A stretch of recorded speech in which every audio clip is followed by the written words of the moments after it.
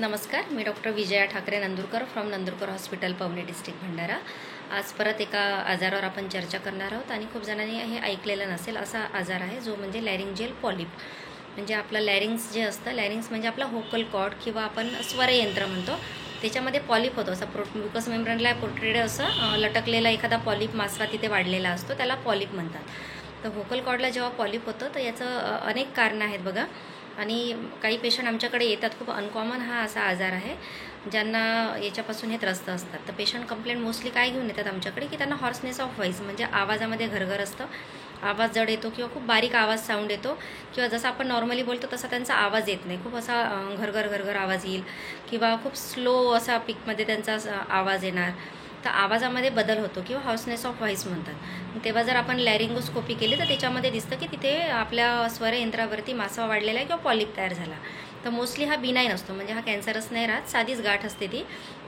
तर याच्यामध्ये अनेक कारणं आहेत। काही इरिटेंट तुम्हाला होत असेल, जसं काही जणांना स्मोकिंगचं सवय असते किंवा त्यांचं एखाद्याचं ऑक्युपेशनल काही हजार्ड असतात, ज्याचं इंडस्ट्रीयलचे जे फ्युम्स असतात त्या फ्युम्सनीमुळे सुद्धा पॉलिप हा डेव्हलप होऊ शकतो। कोणाला हायपोथायरॉइडिझम असेल तर त्या पेशंटलासुद्धा पॉलिप हा डेव्हलप होऊ शकतो।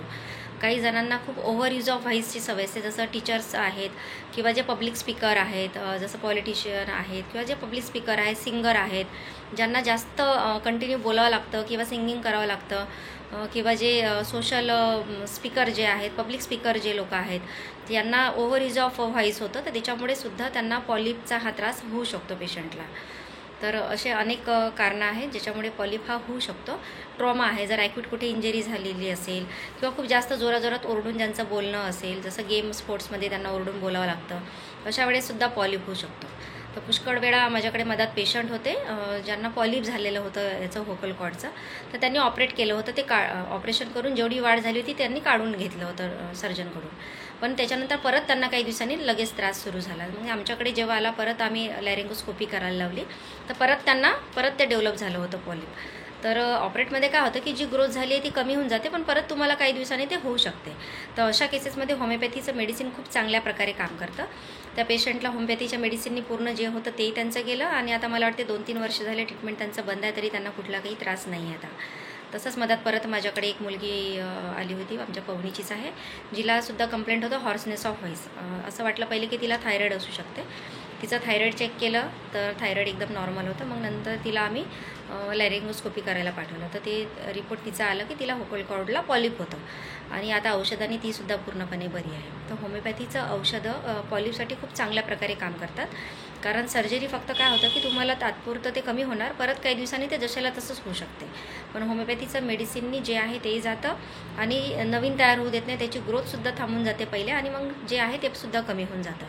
तर अनेकांचं हा समस्या असते, स्पेशली पब्लिक स्पीकर्सला, की त्यांना हॉर्सनेस ऑफ व्हॉइस, आवाज नेहमी घरघर घरघर असतो। तर विदाऊट एनी साईड इफेक्ट, ज्याच्याने तुम्हाला झोप नाही येणार, सिडेशन नाही होणार, ॲसिडिटी नाही होणार, असं होमिओपॅथीचं मेडिसिन आहे, ज्याच्याने विदाऊट एनी साईड इफेक्ट्स तुमचा हा जो त्रास आहे हा पूर्णपणे जाऊ शकतो। पुष्कळ जणांना माहितीच नसते किंवा मला व्होकल कॉर्डचं किंवा मला लॅरिंगचा पॉलिप झालेला आहे, तर हे सुद्धा होमिओपॅथीच्या औषधाने जाऊ शकते। पुष्कळ जणांना याच्याबद्दल माहिती नसते किंवा कोणी सांगितलेलं नसते। अनेक आमच्याकडे पेशंट अशा वेळेस जेव्हा येतात ते सुद्धा आश्चर्यचकित होतात की बापरे मॅडम, एवढे डॉक्टर फिरलो, आम्हाला याच्यापासून आम्ही त्रस्त होतो आणि इतक्या सिंपल साध्या औषधांनी माझा हा त्रास गेला आणि आराम झाला म्हणून सर्वांना माझं एक ड्युटी आहे किंवा मला एक माझं कर्तव्य वाटते की असे जे आजार आहे, डिसीज आहे, जिथे तुम्ही थकले आहात, जिथे तुम्हाला म्हणजे काहीतरी लिमिटेशन्स आहे ट्रीटमेंट घेताना, अशा केसेसमध्येच होमिओपॅथीचं औषधी खूप चांगल्या प्रकारे काम करतं। म्हणून जसं आम्ही म्हणतो की असाध्य आजारावर साध्य उपचार करणे हेच आमचं नेहमी ध्येय असते आणि पेशंट हा बरा झाला पाहिजे आणि त्याला योग्य सल्ला हा मिळाला पाहिजे की आपल्याला नेमकं का करायचं आहे, की केव्हा आपल्याला ऑपरेशन करायचं आहे, केव्हा नाही करायचं आहे। म्हणजे खूप विचारपूर्वक आपण केलं पाहिजे, कारण आपलं हे बॉडी आहे, शरीर आहे, प्रत्येक आपल्या शरीराचा एक एक अवयव हा प्रत्येक काही ना काही कामासाठी त्याचं एक काम आहे, हे ठरलेलं काम आहे की तो त्याच्यासाठी आपल्या बॉडीमध्ये आहे किंवा तो तयार झालेला किंवा बनलेला आहे। आपण मग त्याला हाताळायचं कसं हे खूप विचार करून निर्णय घेणं आवश्यक असते।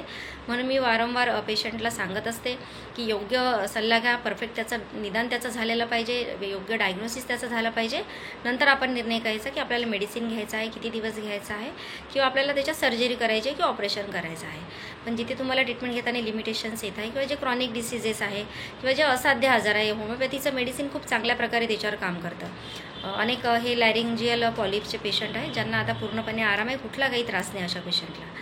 तर नक्कीच असा कुठलाही त्रास असेल तर take homeopathic medicine without any side effect, म्हणजे परमनंट जेंटल आपल्याला क्युअर मिळतं या मेडिसिन्सनी ट्रीटमेंटनी.